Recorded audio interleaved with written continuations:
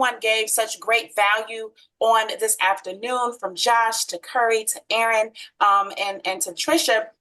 And the irony is that we've been talking about leadership, and I wrote down some notes on how to find leaders. I think that's kind of leading right out of what Curry was talking about into what I wanted to share. A little bit first, though. I do not feel that everyone's going to be a leader, as Ben said, but those of you that are here, you probably desire to be. Right. And that's the thing. Sometimes when we're speaking, we can use words not purposefully that can seem almost absolute, right? Like everybody wants to do this, or nobody wants to do this, or you have to, or no one should, right? And I think that there's always variables to that. So in this case, we're talking about leadership. And I do understand that some people are here because, literally, like Ben said, they just want to have the products. Okay. You do not have to be a leader to use the products. You don't. And so I don't want us going to 2024 for some of you to try to make people who don't want to be leaders, because they're just like dead set on being healthy and amazing customers.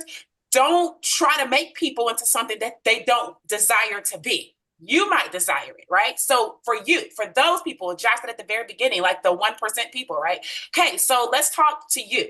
How do you find leaders, right? Now, here's the thing. I'm a firm believer in both what Ben and Curry said, right? I believe that a healthy mix is probable, right? It's likely. There are going to be some people that you are going to have to develop, right? But we're network marketers, and you want some leverage, guys. Like, I'm here for leverage. You know what I'm saying? I'm here to say, okay, yes, I'm going to go hard. I'm going to put my work in a year and a half, 2 years.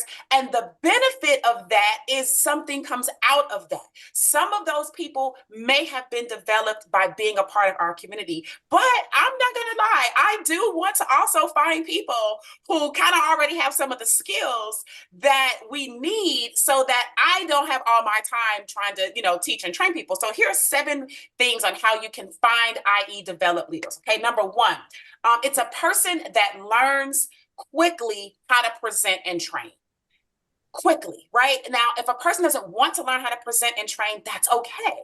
But the leader, you're looking for the leader, whether in your group right now, whether they're developing into one, or whether you're going outside and bringing somebody in, they can learn to present and train quickly. They understand the value of being able to communicate what it is that we have. Can you be a person that doesn't communicate it and still win here? Yes. But if you're the leader person, you might want to be able to identify others who can and who choose to do that. Number 2, leaders constantly are working on their attitude.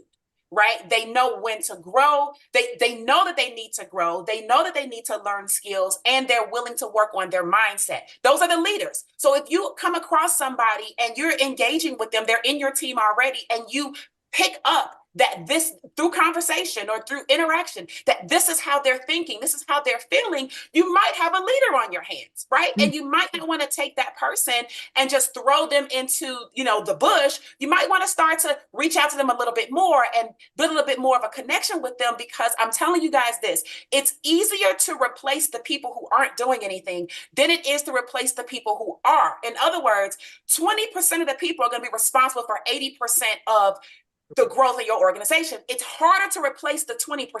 It's harder to come across the 1% we're talking about. It's easy to go find everybody who's going to complain.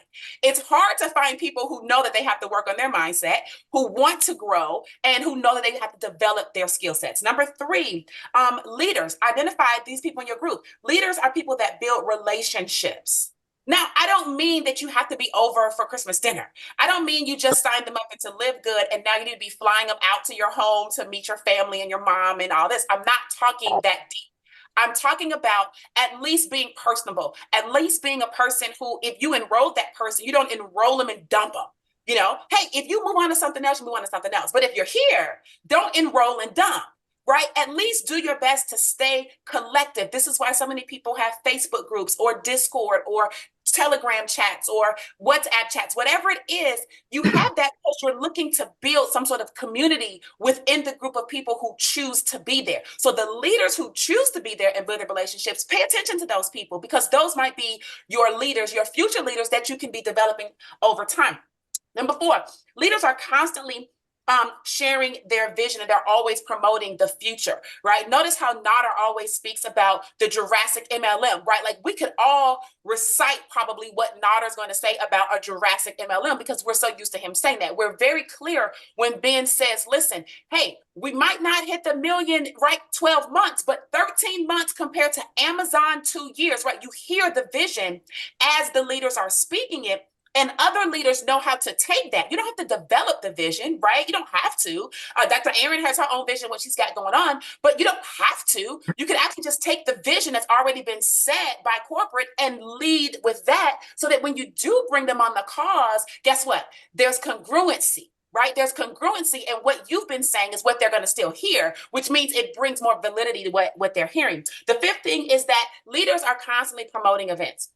Leaders are always talking about get here, get there, come over here, right? If it's in your hometown, if it's in, your city's doing something, if it's in the Facebook group community, if it's the Thursday call, if it's the Friday call, if it's the Monday product call, if it's the whatever call it is, I know Tony does the women's call, right? Like whatever it is, the leaders are always promoting something that is valuable to the group as a whole. And if you identify someone like that in your group who's posting, right? Hey, don't forget the event. That's an important quality to recognize and reach out to that person and say, hey, I noticed that you're always promoting the events. I noticed that you might not necessarily be like the number one earner, but I see that you're engaged, you're here. I'd like to chat with you for a minute, right? That's how you begin to force that relationship. Number 6, we're almost done, guys. Okay.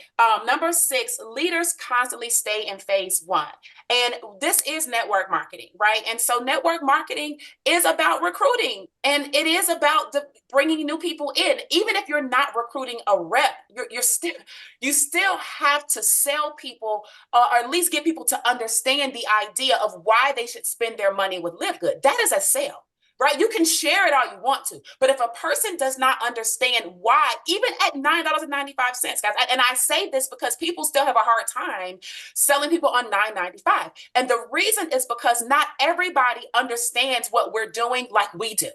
That's what it is. And to part with one's money is to part with one's money. You don't ever know what someone's dealing with, right? So to part with it, if you cannot share the value of what the exchange is and why they should part with it, then that's going to be a little bit tougher of an uphill battle. But leaders are able to stay in phase 1 and be able to communicate the value of parting with just even $10, of parting with $40, $50.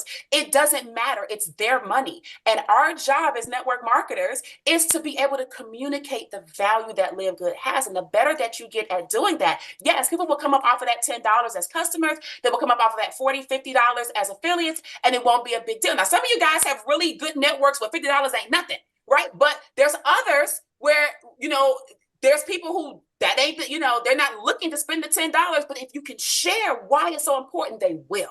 So be mindful of who you're talking to and be able to adjust. Leaders can adjust. Lastly, is that leaders have posture based on where they are going versus where they are now.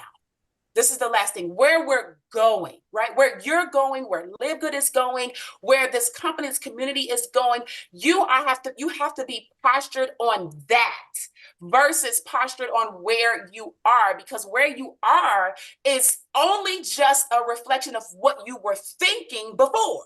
So if 2 years ago, you were thinking something, today is the realization of that. So if you don't want to be here 2 years from now, you have to start focusing on where you desire to be so that you can kind of catapult yourself and rotate yourself into that positioning. And that in itself is going to help you to start creating momentum. So as you are building leaders, finding leaders, those are the qualities and traits I would recommend that you begin to start keening your eye on and listening for so that you can be a good leader in acquiring good leaders, because it takes a good leader to find a good leader, right? It takes good followers to follow a good leader as well, but it takes a good leader to be able to recognize other leaders. So I hope that you can take that into your quality and trait box, put that in, know what you're looking for, and move into 2024 with Live Good, massive excitement and speed. So back over to you, sir.